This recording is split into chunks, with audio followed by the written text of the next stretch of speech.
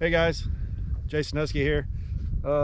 Just want to go over how I got my graph set up on the front for my active target, my 360, and how I do most of the time when I'm fishing.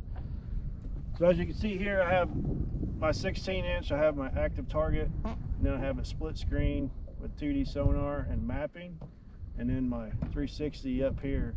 And the reason I like to run both is this 360 picks up little stumps, little different subtleties out further away from the boat and out in areas where you may not be panning your active target, but then when you pan your active target around, as you can see, anyway, so when the 360 will cover out in areas you might not see any subtleties, you can throw on and catch fish. Sometimes it works fantastic, but as you can see right over here to the right, there's a tree out in the water. And so you can see the tree out in the water, and then right here on your 360 you see the limbs, you see any kind of drop or stumps, and you see a fish right there in the shadow of that one. And then here on the active target you can see, now this is panning straight out in front, you can see these fish lined up, and I'll pan over here towards this tree and you'll start picking up. See the tree, see fish sitting right there. There's a group of fish, right? Some shad, it looks like, with fish sitting underneath of them. And these fish are smallmouth. We've caught a few, and I'm sure there's crappie and other stuff mixed in, but let's see.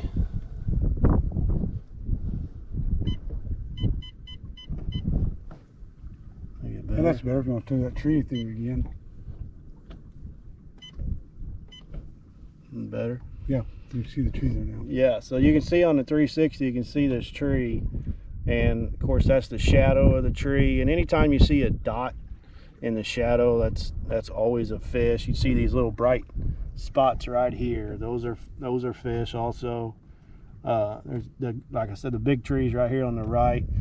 But you know, here's a spot here you may not have seen, just a little subtle, kind of looks like it may be a little drop, maybe just a log laying. Yeah, that's what it is. It's log laying right there on the bottom, fish sitting right in the shadow of it. Right here in the center, you know, there's some bait fish messing around here in the center, that's right underneath the boat. And then, like I said, when you look at the active target, hopefully that screen's coming through pretty good for you, but I'll have it on there too. But you can see the fish, you know, moving around. You can see how they react to your bait. You know, there's a pretty nice fish right there, all around the bottom. There's a lot of fish in this area. Hey guys, I just wanted to make a few comments here. Number one, I'm going to show you a few screens from yesterday. The conditions just wasn't very good to get a lot of it on the active target, get it all on film with the fish bites and that. And the wind's a real factor when you're trying to do that and get everything in the screen just right. But one tip I'll say that I've learned over a year of fishing with this active target is when you see the fish on the active target, line it up. You know, when you go back and forth with that active target, it's gonna go, the stump, structure, whatever you're fishing, is going to go out of the screen and back in and back out. And when you get right at it, it's going to be at its, you know, your hardest return, your best, brightest picture right there. And that's where then you can line up your cast and make the cast. And after that, I don't worry so much about keeping my bait in the screen. If anything, I'll just pan over, and the fish that I saw on the active target, I will make sure I try to keep those fish in the screen. And if you're throwing, you know, a bottom bouncing bait, you know, you can see that on active target just fine. But a lot of times you're better off just focusing on the cast. And if you're throwing something like a jerk bait, a rig, you know, if you keep that active target on the fish, you'll see if that fish starts to react to your bait. If your bait's somewhere around right there where them fish are, and you see that fish move, a lot of times when they do react, that fish is going to collide with your bait on the active target screen at some point. And so I don't worry about it so much there. I use it more for finding structure, lining up cast, you combine it with that 360 where you have, to me, the ultimate system of seeing around the boat and then lining up everything and then seeing how the fish are reacting, how they're reacting to your bait, what they're doing. You can watch them chasing balls of shad.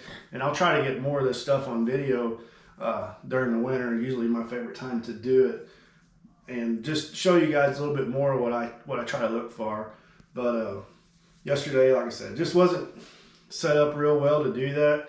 So we did what we could. We caught quite a few fish, but it was just with baits that, you know, sometimes and that's the other big thing with active target, live scope, whatever you're throwing, sometimes you just gotta go fishing, you know. Quit looking at your screen and just go fishing. And you can spend so much time messing with that, and then, you know, 4 hours go by and you're like, oh my gosh, you know, tournament day's almost over. So you gotta be real careful with that.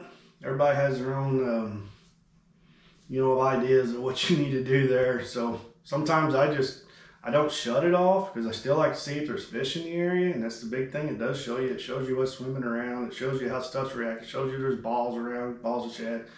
So, but just be careful with it, and you'll figure out, you know, what works best for you. Anyway, there's a few short active from my screens, and I'll show you guys how to mirror your screen like I was doing yesterday. And you can look back through that when you get home and kind of see and look at the footage, and it's pretty interesting. So enjoy the rest of the video, guys, and thanks for watching. I'll catch you next time.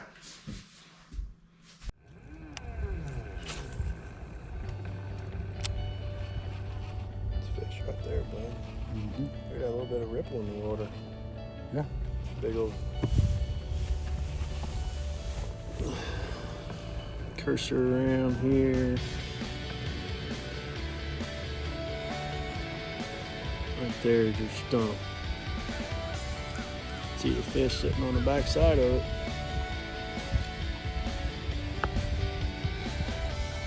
See if we can get one to react to. Sure, good.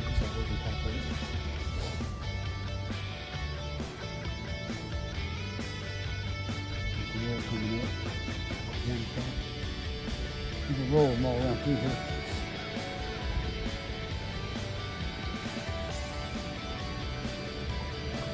There's a young right there.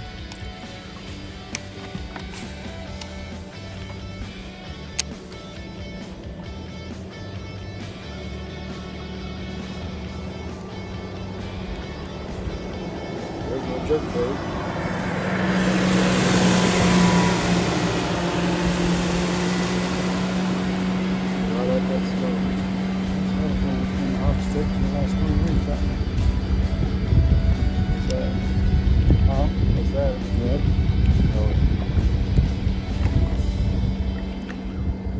Yeah, I like to throw stuff that catches fish.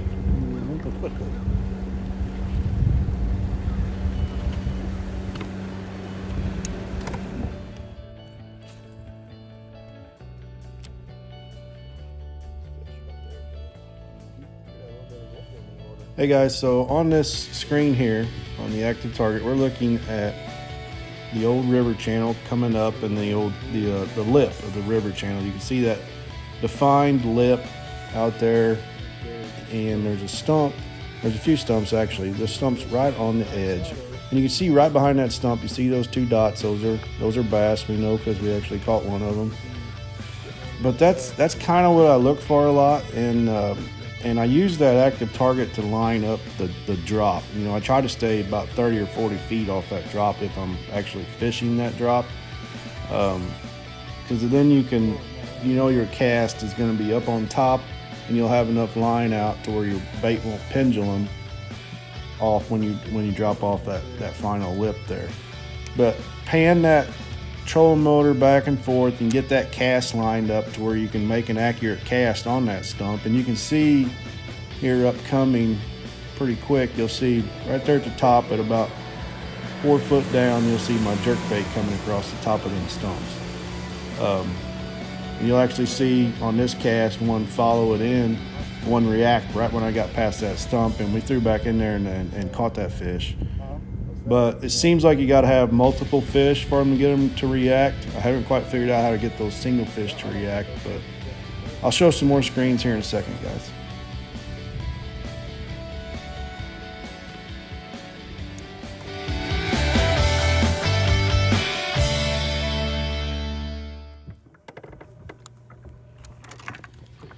Hey guys, on this clip, this is just a really good picture of a tree laying in the water. It's a community tree. A lot of folks fish it. It's got crop. You can see the crappie all around it. There's bait fish all around it. There's obviously bass in amongst those. You can see my jerkbait coming across the top of that tree there.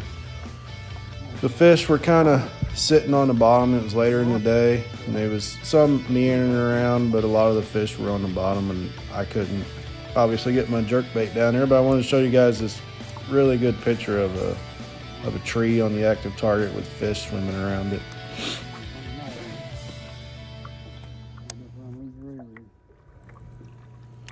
Hey guys, on this video clip here, you can see I'm actually up on the top of this flat looking out off on it. As you can tell, the way the contour line goes off down into the channel. You can see that one, see all them fish around that stump down there, and a couple pretty good fish. And it's kind of around the backside of that tree there. We went around the backside of it to see if there was any fish up on the flat.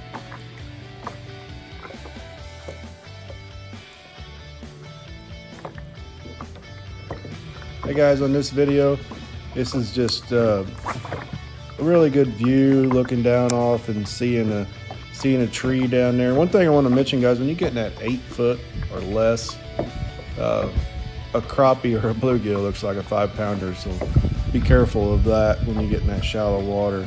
That return gets a lot brighter. I see the tree laying right in the bottom of that channel. It's just a perfect picture. You see that ball of shad up there around 5 foot, 30 foot out. And some fish meandering around through there, and I'm sure that's probably some crappie and stuff down there in amongst that tree, down there in that 15-20 foot of water.